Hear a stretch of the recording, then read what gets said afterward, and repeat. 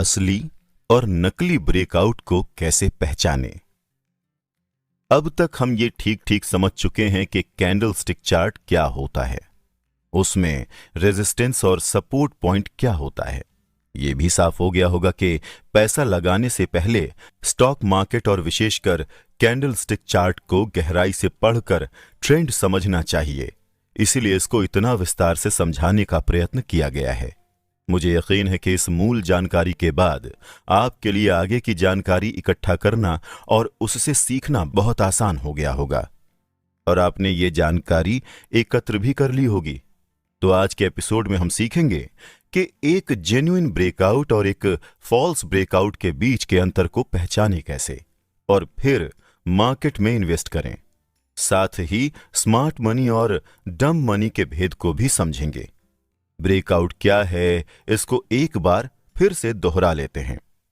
Breakout से तात्पर्य है जब किसी एसेट की कीमत एक रेजिस्टेंस क्षेत्र से ऊपर जाती है या फिर एक समर्थन क्षेत्र से नीचे जाती है। ब्रेकआउट मूल्य के लिए ब्रेकआउट दिशा में ट्रेडिंग शुरू करने की क्षमता का संकेत देता है। अब ये जानते हैं कि फॉल्स ब्रेकआउट या जिसे फेल्ड ब्रेकआउट भी कहते हैं वो क्या होता है। इसी भेद को न समझ पाने के कारण ही बहुत से लोग नुकसान उठा जाते हैं। इन्वेस्टोपीडिया के अनुसार एक फॉल्स या फेल्ड ब्रेकआउट तब होता है जब प्राइस किसी सपोर्ट या रेजिस्टेंस की रेखा को पार तो करता है पर उस पर अधिक देर तक टिकता नहीं है। क्योंकि ये एक वैध ब्रेकआउट नहीं होता है, इसीलिए लाभ होने की संभावना काफी हद तक घट जाती है। कई ट्रेडर्स ऐसे मौके पर अपनी ट्रेडिंग क्लोज कर देते हैं। दूसरे शब्दों में, जब मार्केट टेम्पररी तौर पर की या बुनियादी रेजिस्टेंस अथवा बुनियादी सपोर्ट ऊपर या नीचे मूव करे और कुछ समय के बाद फिर से अपने ट्रेंड पर वापस आ जाए, तो इसको फॉल्स ब्रेकआउट कहा जाएगा। एक ट्रेडर के लिए यह जानना जरूरी होता है कि वो फॉल्स और असली ब्रेकआउट के बीच अंतर कर सके, क्योंकि ट्रेड में एंट्री या एग्जिट, ब्रेकआउट या फिर फॉल्स ब्रेकआउट अवसर के जरिए ही होती है। यहां पर इसका मायने ये बिल्कुल नहीं कि दूसरी ट्रेड टेक्निक काम नहीं करेगी। अगर कोई ट्रेडर एक बेहतर एंट्री और एग्जिट पॉइंट की तलाश में है, तब ये टेक्निक काम करेगी। तो आगे बढ़ने से पहले मार्केट में मौजूद दो समूहों को भी समझ लिया जाए। एक है स्मार्ट मनी और दूसरा है डम मनी। स्मार्ट मनी होती है इंस्टीट्यूशनल इन्वेस्टर्स, बड़ी मछली। इनके पास बड़ा पैसा होता है और साथ ही इंफॉर्मेशन की ताकत होती है। ये लोग मार्केट को दिशा और गति देते हैं। डम मनी होता है non professional trader, retail trader, जो अक्सर जल्दी पैसा कमाने की फिराक में रहते हैं। स्मार्ट मनी बड़ी मात्रा में खरीदकर ग्राफ को गिराने से रोक लेता है। अगर ये कुछ दिन तक चले तो इससे पता चलता है कि स्मार्ट मनी इस कीमत पर बेचने को तैयार नहीं है और डम मनी सेलिंग करके समाप्त हो चुका है। अगर आप कैंडलस्टिक चार्ट देखेंगे तो यह साफ दिखेगा कि स्मार्ट मनी कीमत गिरने नहीं दे रहा है, तो इस समय एंट्री करने का सही निर्णय होगा। पर ध्यान रहे, आप स्मार्ट मनी के साथ ट्रेड नहीं कर सकते जब तक आप उनका एक हिस्सा ना हो। इसके अलावा एक चीज बिल्कुल तय कर लीजिए कि अगर आप एग्जिट प्लान कर रहे हैं तो उस समय एग्जिट कर लीजिए जिस समय स्मार्ट मनी एग्जिट कर रहे हैं। एंट्री और एग्जिट ट्रेड में आपकी किस्मत को निर्धारित करते हैं। इस ब्रेकआउट ट्रेडिंग के तीन मुख्य अंग हैं। पहला, सही ट्रेडिंग लाइन खींचना। दूसरा, जेन्युइन ब्रेकआउट को पहचानना और तीसरा, ट्रेड को सही तरीके से एग्जीक्यूट करना। आगे के एपिसोड्स में इस विषय पर गहन चर्चा करेंगे। ब्रेकआउट ट्रेडिंग और फॉल्स ब्रेकआउट ट्रेडिंग का फर्क बहुत ध्यान से अध्ययन करने के बाद ही समझ में आता है। इसीलिए इसके अंतर को अच्छे से समझना या यूं कहिए कि इसको पहचानना जरूरी है। तो दोस्तों, हम एंट्री पॉइंट और एग्जिट पॉइंट को चुनना सीख गए हैं। आगे हमको देखना है कि हम सही ट्रेंड लाइन कैसे खींचें। साथ ही साथ ये भी कि कैसे हम ट्रेंड लाइन के जरिए मार्केट के रुझान को समझें और समझने के लिए या रेफरेंस के लिए आप इंटरनेट पर दिए गए कैंडल चार्ट को भी देख सकते हैं। अगर आप स्टॉक मार्केट से कुछ लाभ कमाना चाहते हैं तो ये बहुत जरूरी है। साथ ही साथ हम ग्राफ को बनाना और समझना सीखते चलेंगे। आप चाहें तो tradingview.com पर कैंडलस्टिक चार्ट को देख सकते हैं। आज हम जानेंगे कि कैंडलस्टिक चार्ट पर ट्रेंड लाइन कैसे बनाएं और हमें किन किन बातों को ध्यान में रखना होगा। सबसे पहले तो ये जान लीजिए कि कैंडलस्टिक चार्ट के पैटर्न कई तरह के होते हैं और हर एक को याद करना एक बेकार की मेहनत होगी। फिर भी कुछ मुख्य बातें जहन में जरूर बिठा लें, जैसे कि अगर आप किसी कैंडलस्टिक चार्ट में कई सेलिंग विक्स और बाइंग विक्स देखें तो इसमें ट्रेडिंग ना करें, ऐसे चार्ट को अवॉइड कर जाइए। कुछ ग्राफ्स में आप देखेंगे कि प्राइस एक्शन स्मूथ नहीं है और चार्ट में कई गैप्स भी हैं, इसको भी अवॉइड ही करिए तो अच्छा रहेगा। जिस ग्राफ में गैप्स हों और कई दिनों तक ट्रेडिंग के दिनों में कोई एक्टिविटी ना दिख रही हो तो इससे पता चलेगा कि कुछ ऑपरेटर्स ट्रेडिंग को कंट्रोल कर रहे हैं। ऐसी स्क्रिप्ट से भी दूर ही रहिए तो फायदे में रहेंगे। तो सीधी सीधी बात यह है कि कोई ग्राफ आपको कंफ्यूज करे तो आप अगली स्क्रिप्ट पर चले जाइए। ऐसा कोई नियम नहीं है कि आपको एक ही स्क्रिप्ट पर ट्रेड करना है। तो अब आपको बनाना सीखना है ट्रेंड लाइन। मेरी आशा है कि आपने अब तक कोई ना कोई कैंडलस्टिक चार्ट देख ही लिया होगा। अगर उसका प्रिंट आउट आपके पास है या फिर उसको आप अपने स्क्रीन पर देख रहे हैं तो समझना और भी आसान हो जाएगा। आप देखेंगे कि कैंडलस्टिक चार्ट में प्राइस पीक वो बिंदु दिखाता है जहां पर कीमत सबसे ज्यादा थी। अगर 2 यानी कि 2 से अधिक प्राइस को एक सीधी रेखा से जोड़ दिया जाए तो उस स्क्रिप्ट का ट्रेंड पता चल जाएगा। सपोर्ट और रेजिस्टेंस पॉइंट भी दिख जाएंगे, फिर आप एक बेहतर ट्रेंड के मौके को पहचान लेंगे। ट्रेंड लाइन को देखते ही मार्केट समझ में आ जाता है। ट्रेंड लाइन को खींचने के लिए 3 मुख्य बातों को ध्यान रखना होगा। पहली बात, प्राइस का पीक। दूसरी बात, ट्रेंड लाइन का स्लोप। और तीसरी बात, प्राइस ट्रेंड लाइन के साथ साथ चले। इस सिस्टम में आपको 6 महीने से लेकर साल भर तक के चार्ट को देखना होगा, क्योंकि हमारा मैक्सिमम होल्डिंग पीरियड मात्र 2 हफ्ते ही होता है। हमें यह जानने की कोई जरूरत नहीं है कि 1 साल पहले क्या हुआ था, क्योंकि हमारा होल्डिंग पीरियड कम है। प्राइस पीक की कम से कम 2 पीक को तो लाइन से जोड़ना ही होगा ताकि एक सही ट्रेंड लाइन बन सके। आप सपोर्ट ट्रेंड लाइन और रेजिस्टेंस ट्रेंड लाइन दोनों ही खींच सकते हैं। एक मजबूत ट्रेंड लाइन वो लाइन कहलाएगी जो ज्यादा संख्या में पीक को जोड़ेगी। यह देखना होगा कि कीमत में ट्रेंड लाइन से एक निश्चित प्रकार का ब्रेक हो तो यह एक विपरीत दिशा में बड़ा मूव देगा। अब स्लोप पर आते हैं। इसकी बात करें तो जिस ट्रेंड लाइन में मध्यम से लेकर कम स्लोप होगा, यानी कि 45 डिग्री से कम, वो इन्वेस्ट करने के लिए एक सुरक्षित स्क्रिप्ट है। ये ट्रेंड एक हेल्दी ट्रेंड है।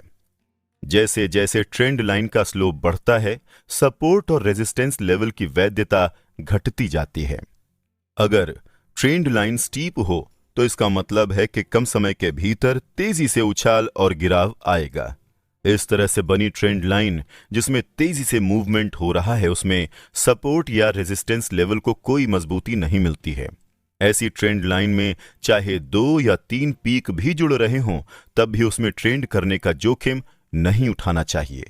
तो सीधी सीधी बात यह है कि स्टीप ट्रेंड लाइन एक हेल्दी ट्रेंड लाइन नहीं है, इसमें निवेश मत कीजिए। प्राइस ट्रेंड लाइन पर ही हो और उससे मेल खाए। अगर ट्रेंड लाइन के सारे पीक्स प्राइस पीक से मेल खा रहे हैं तो ये एक मजबूत ट्रेंड लाइन है। पर अगर ट्रेंड लाइन में प्राइस के सारे पीक नहीं जुड़ पा रहे हैं तो वो एक मजबूत पावरफुल ट्रेंड लाइन नहीं है। एक बात याद रखें कि ट्रेंड लाइन का खींचना सब्जेक्टिव होता है और हर इंसान इसे अपने हिसाब से समझता है। ये एक कला है जिसमें सबका अपना अलग नजरिया होता है। किसी भी ट्रेंड लाइन को बहस का मुद्दा ना बनाएं। जब भी ट्रेंड लाइन बनाएं, यहां दी गई गाइडलाइन का सहारा लें। इस पॉडकास्ट में अधिकतर रेजिस्टेंस ट्रेंड लाइन पर ही विचार किया गया है। यह चर्चा विशेष उन रिटेल ट्रेडर के लिए है जो कम पूंजी से काम शुरू करते हैं। अब तक आप समझ चुके होंगे कि ट्रेंड लाइन को कैसे बनाएं और कौन सी स्क्रिप्ट पर आपको ध्यान देना है। एक बार जल्दी जल्दी दोहरा लेते हैं। हम ट्रेंड लाइन बनाने के लिए सिर्फ 6 महीने से लेकर साल भर के भीतर के ही डेली चार्ट्स को देखते हैं। जिस चार्ट में स्मूथ प्राइस एक्शन नहीं होता उसको हम कंसिडर नहीं करते हैं। जब कोई ट्रेंड लाइन ज्यादा पीक को जोड़ती है तब वो डोमिनेंट ट्रेंड लाइन बन जाती है। इस ट्रेंड लाइन का ब्रेक बड़े मूव का अवसर देता है। ट्रेंड का स्लोप 45 डिग्री से कम होना चाहिए। सभी पीक्स ट्रेंड लाइन पर ही होने चाहिए। ट्रेंड लाइन बनाना एक कला है और ये सब्जेक्टिव होती है। इसके विषय में किसी से बहस करने की जरूरत नहीं है। ब्रेकआउट जेन्युइन है भी या नहीं, कैसे जाने मात्र 60 सेकेंड में। दोस्तों, स्वागत है आप सबका ट्रेडिंग की दुनिया में। हम सीख रहे हैं कि किस प्रकार कैंडल स्टिक चार्ट के जरिए ब्रेकआउट ट्रेडिंग की जाए और कम समय में धन कमाया जाए। ट्रेडर्स कैंडल स्टिक चार्ट के जरिए मार्केट के ट्रेंड को समझते हैं और खरीदारी या बिकवाली करते हैं। ट्रेडर इसके जरिए जानते हैं कि मार्केट में कब एंट्री करनी है और कब एग्जिट करना है। हम ट्रेंड लाइन का निर्माण करना पिछले एपिसोड में सीख चुके हैं।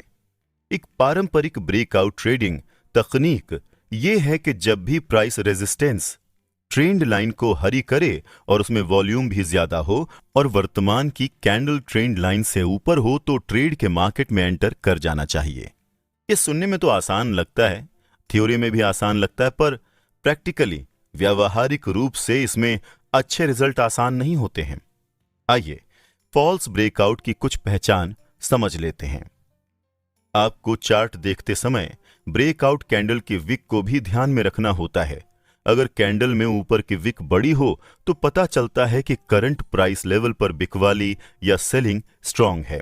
जब तक प्राइस सेलिंग को कम नहीं करता तब तक ये विक ऊपर नहीं जा सकती। ऐसे में बिकवाली को न्यूट्रलाइज होने में कुछ समय लगेगा, इसीलिए इसके फॉल्स ब्रेकआउट होने की संभावना अधिक है।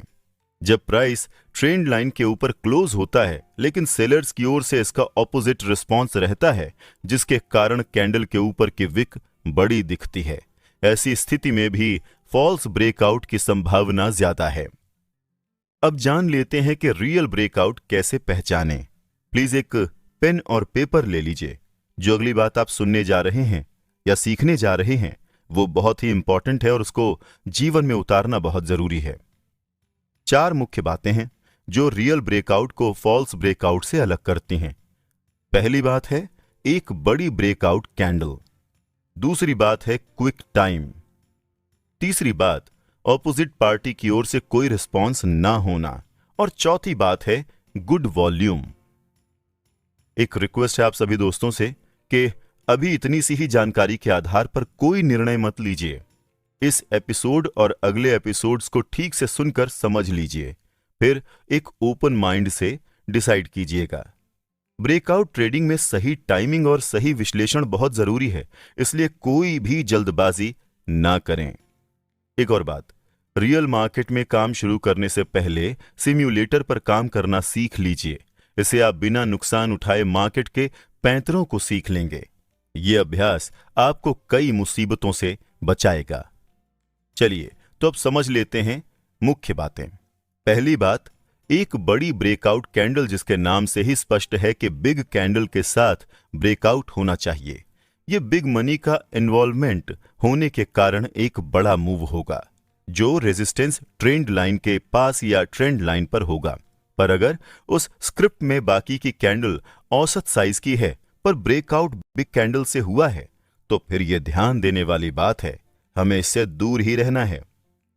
दूसरी बात, क्विक टाइम पैरामीटर के माध्यम से हम फेक ब्रेकआउट को पहचान कर अलग कर सकते हैं। अक्सर ट्रेडर्स कुछ ऐसे स्क्रिप्ट या चार्ट को चुन लेते हैं जिसमें प्राइस रेजिस्टेंस से बाहर तो मूव होता है लेकिन छोटी कैंडल के साथ। ऐसा तब होता है जब वो गलत ट्रेंड लाइन बना लेता है। इस सिस्टम में हम हमेशा डेली चार्ट को रेफर करते हैं, इसीलिए ब्रेकआउट एक ही दिन में होना जरूरी है। उस स्क्रिप्ट को ध्यान नहीं देना है जिसमें रेजिस्टेंस ट्रेंड लाइन ब्रेक होने के बाद कैंडल की एक छोटी रेंज दिखे। इसका मतलब ये नहीं है कि ऐसे स्क्रिप्ट में बिग मूव नहीं होंगे। यहां सिर्फ ये ध्यान रखिए कि वो बिग शार्क्स प्ले कर रही हैं और वो अभी हमारे स्कोप से बाहर हैं, इसीलिए इसके चक्कर में ना पड़िए। हमें तो उस सिस्टम पर ही प्ले करना है जहां सब कुछ साफ साफ दिखे और आप ऐसे सिस्टम पर अपने इमोशन को काबू में रखकर प्ले कर सकें। अधिक जोश में आकर अपना नुकसान मत कर लीजिएगा। तो याद रखिए, जहां जहां रेजिस्टेंस लाइन की ब्रेकिंग के बाद स्मॉल कैंडल्स ब्रेकिंग लाइन के ऊपर दिखें, हमें ऐसे स्क्रिप्ट को अवॉइड करना है, उनसे दूर रहना ही बेहतर है। तीसरी बात, absence of opposite party response. ये बात पारंपरिक ब्रेकआउट ट्रेडिंग कॉन्सेप्ट से अलग ही है। जब हम देखें कि रेजिस्टेंस ट्रेंड लाइन में ब्रेकआउट हुआ है, अगर ये जेन्युइन ब्रेकआउट है तो सेलर्स को यहां नहीं होना चाहिए या फिर स्मार्ट मनी सेलिंग को ऑब्जर्व कर रही हो। सीधा मतलब यह है कि ब्रेकआउट कैंडल पर बिग सेलिंग नहीं दिखनी चाहिए, क्योंकि होने वाली सेलिंग सीरियस सेलिंग होगी। अगर ब्रेकआउट के बाद सेलिंग विक्स नहीं है तो स्मार्ट मनी प्ले कर रहा है। अगर थोड़ी सी सेलिंग विक दिख रही है जो लगभग कैंडल के साइज की तुलना में नगण्य है, तब फिर कॉमन सेंस के आधार पर निर्णय किया जा सकता है। अगर कोई स्पेसिफिक रेफरेंस चाहिए तो हम ये कंसिडर कर सकते हैं कि सेलिंग विक कैंडल की पूरी बॉडी का मात्र 20% ही हो। यहां एक उदाहरण देख लेते हैं। मान लीजिए कि किसी दिन का लो 100 है और उस दिन का हाई 110 है, तो उस दिन का क्लोज 108 से ऊपर होना चाहिए, क्योंकि उस दिन का रेंज 10 पॉइंट है। इस तरह डे रेंज का 20% मात्र 2 पॉइंट ही होगा। अब अगर सेलिंग विक हमें काफी हद तक बड़ी दिखे, तब यह ब्रेकआउट ट्रेडिंग हमारे लिए नहीं है। इस पर ध्यान न दें और इसको तुरंत छोड़ दें। चौथी बात, गुड वॉल्यूम। ये जान लेना बहुत ही जरूरी है कि स्मार्ट मनी ब्रेकआउट सिनेरियो में इन्वॉल्व है या नहीं। जैसे कि हम देखेंगे कि ब्रेकआउट कैंडल में एक बड़े वॉल्यूम की स्पाइक है, समझ लीजिए कि बिग मनी इन्वॉल्व है। उस स्क्रिप्ट को चुनना बेहतर होगा जिसमें ब्रेकआउट से पहले कुछ दिन का कंसोलिडेशन दिखाई दे। इससे बिल्डअप होने के लिए थोड़ा समय मिल जाता है और सेलर्स को भी मौका मिल जाता है। अगर ब्रेकआउट अपर साइड पर है तो यह दिखाता है कि सेलर्स फेल हो गए हैं और वो बचाव के लिए काम कर रहे हैं। ऐसे स्क्रिप्ट में सफलता के ज्यादा मौके मिलते हैं। तो दोस्तों, एक बार दोहरा लेते हैं कि अभी हमने क्या सीखा। असली सफलता पाने के लिए रियल ब्रेकआउट को फिल्टर कर लेना बहुत जरूरी है। रियल ब्रेकआउट की पहली विशेषता यह है कि ब्रेकआउट बिग कैंडल के साथ होना चाहिए। रियल ब्रेकआउट की दूसरी विशेषता है कि ब्रेकआउट क्विक टाइम में आना चाहिए। डेली चार्ट पर एक ही दिन ब्रेकआउट क्राइटेरिया साफ दिखना चाहिए। ब्रेकआउट की तीसरी विशेषता जो ध्यान देने योग्य है वो है ऑपोजिट पार्टी के रिस्पॉन्स में एब्सेंस। इसमें ब्रेकआउट कैंडल में सेलिंग विक नहीं होती है। ब्रेकआउट की चौथी विशेषता है कि कैंडल में एक अच्छा खासा वॉल्यूम मौजूद हो, पर यह सब सीख लेने से ही हम ट्रेंडिंग में सफल नहीं हो सकते हैं। सफलता के लिए हमें इस ज्ञान का सही एग्जीक्यूशन भी करना होगा। यही हम अगले एपिसोड में सीखेंगे। तब तक के लिए नमस्कार, जल्दी मिलते हैं। याद है ना, अभी आपको ट्रेडिंग नहीं करनी है, सिर्फ सिम्युलेटर पर ट्रेडिंग के गेम को खेलना है। सीख जाने के बाद ही आप असली ट्रेडिंग में उतरिएगा। बाय दोस्तों, टेक केयर।